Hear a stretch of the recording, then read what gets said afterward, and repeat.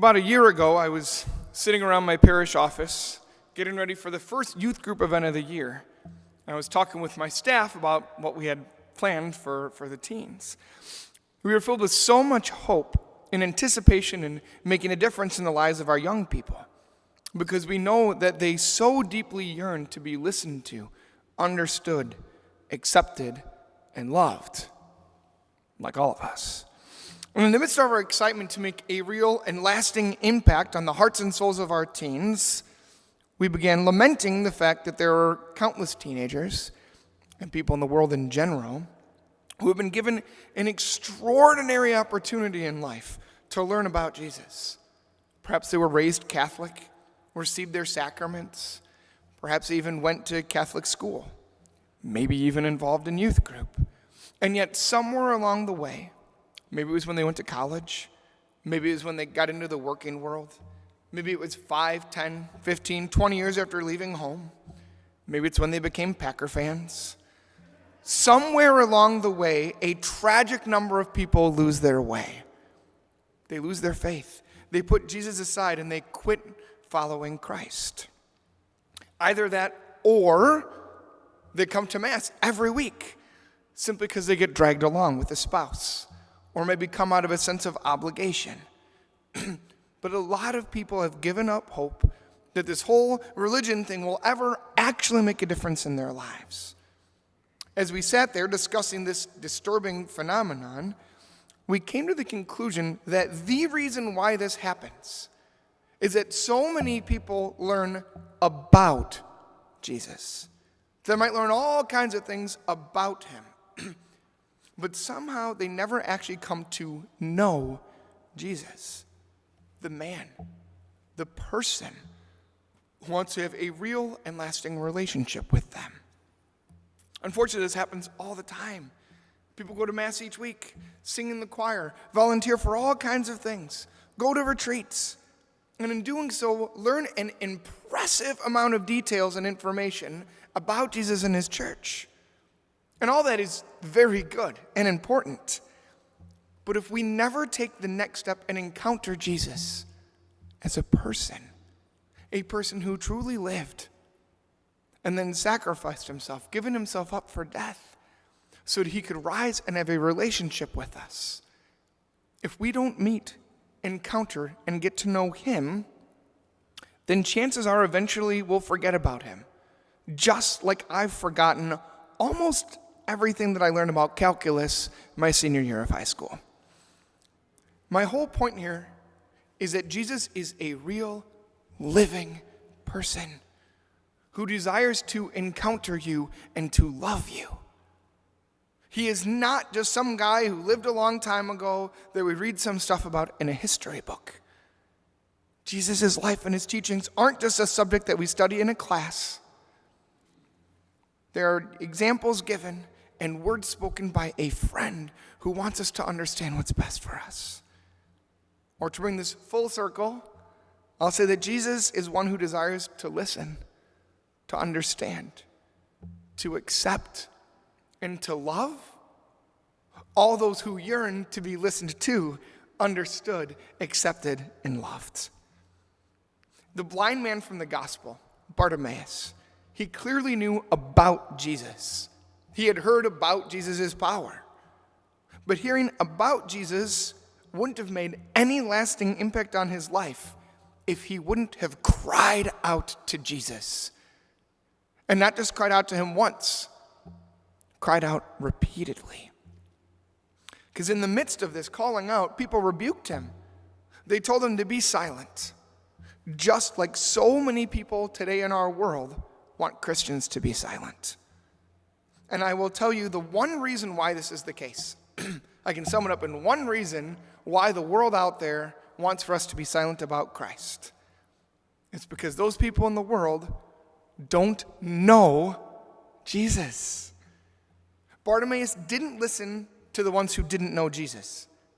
He listened to the voice of the Spirit speaking in his heart. The blind man saw what others who could see were blinded to. He saw the need to come to encounter Jesus rather than just hear about him. He cried out to Jesus, and Jesus heard him because he was able to see the depth of who Christ truly is. He was given the gift to then see everything as well. My dear brothers and sisters, I want to ask you to consider right now if you truly know Jesus. Not just knowing a lot about him or being an expert on the ins and the outs of the motions of being Catholic. I ask this because a lot of us, myself included, can sometimes get caught up in doing a lot of Catholic things without remembering that the root of this whole thing is a person who desires a relationship. I ask you, when was the last time that you encountered Jesus? Or that you let Jesus encounter you? I will dare to go so far as saying that perhaps the answer is maybe that you're not sure that you've ever actually experienced Jesus on this depth of level. And if that's the case, that's okay. Every relationship begins with a simple introduction. And the fact of the matter is that in the very beginning of the church, when the apostles were first beginning to introduce people to Jesus, the message was incredibly straightforward and basic. It wasn't all about knowing the ins and the outs and knowing a lot about Jesus, but rather it was about getting to the heart of things. Think for a moment about what it would have been like to have lived in the year 33 AD, just a few weeks after Jesus ascended into heaven and had given the apostles the mission to go out and spread the message of the good news of salvation. Their message that won so many souls for Christ and had people on fire with the love of God. It wasn't about the ins and the outs of morality. It wasn't about this specific minutia of Jesus' teachings. That would come later. The message that saved and that changed lives forever was simply the message that there is a real, living, amazing man named Jesus who wants to know you on a deep personal level. That he's someone who cares about you, who loves you, who wants to heal your every wound, who wants to be with you in the midst of every trial and hurt. And this man also happens to be God. This man, Jesus, knows that you've been created for union with him, that he is the answer to the deepest longing of your heart. He knows and understands that sometimes in our quest to be loved, we reach out for other things. That sometimes in the midst of these quests, we get completely and helplessly lost and can in fact put ourselves in harm's way to the highest degree, to the point that things become dangerous for us. Well, because his love knows no bounds, he made the decision to become one of us, to become man for two reasons. First, so he could teach us how to live and how to love, so that we could truly live life to the full and experience joy and happiness. And secondly, so he could save us from all the trouble we'd ever get ourselves into. And this love for us was so great that even though he knew the only way to free us from our wounds was to sacrifice his own life for us, he did so without hesitation. And because he's God, and his life and his love know no limit, sin, suffering, and death could not defeat him, couldn't hold him down. He conquered sin and death, and all he wants to do now is share his life for us. That's who Jesus is. That's what everything's all about. That's all that matters. I can sum up everything I've said so far this morning by saying this. The heart of everything that we believe has a heart. The heart of the message of Catholicism has a heart. The heart of the message beats. Because Jesus is a real living person who wants for you to encounter him on a deep personal level. He desires this and thirsts for this to the point of dying for you. He died for you to make this possible. Doesn't that sound like somebody that you would want to know? Well, at the risk of sounding like a broken record, I'm going to tell you the same thing today as I told you last week. The only way we can get to know somebody, rather than just knowing about them, is by talking with them. And the way we talk to Jesus is through prayer. Sometimes this prayer will feel like fireworks going off. And sometimes it really, really won't. Maybe you've experienced prayer before where it seems awkward or boring.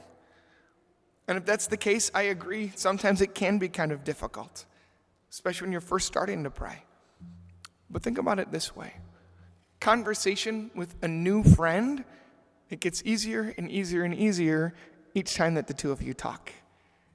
And I would say right now, if you think about your best friend in the whole world, if you think about them right now, I'll tell you that at one point, that friend was someone that you didn't even know. And then you met them, and they became an acquaintance. Then you shared deeper things about yourself. And before you knew it, you'd share everything. Jesus doesn't want to just be your Savior. He has a deep, passionate desire to be your friend. I invite and beg you today to spend time talking with him and truly befriend him. Because I know that if you don't, that everything that you know about the most amazing, loving, important person in your life, if you don't truly come to know him, in the end, it'll end up making about as much difference as everything that I've forgotten about calculus. Thankfully, having a beautiful, life-giving, dynamic relationship, it's not as complicated as doing calculus. Because it's actually not complicated at all, unless we choose to make it so. Opening your heart to God, it's as simple as addition. You plus God equals relationship. I can assure you this week that God will be present to you and that he'll give you time. The question is whether or not you'll add yourself into the equation. I invite you to add 5 minutes each day this week into prayer and watch the results. I'm not asking you to do calculus, but please do this addition. Don't pass up the opportunity. I'm not asking you to do calculus or to just add it in. I'm begging you to commit to it. Commit, because it will make a difference. Don't just consider adding it in. Commit. I promise it will make a difference. And I don't promise things often. I'll finish by telling you that it utterly breaks my heart when I encounter people that I deeply care about who say that they either struggle to or don't even care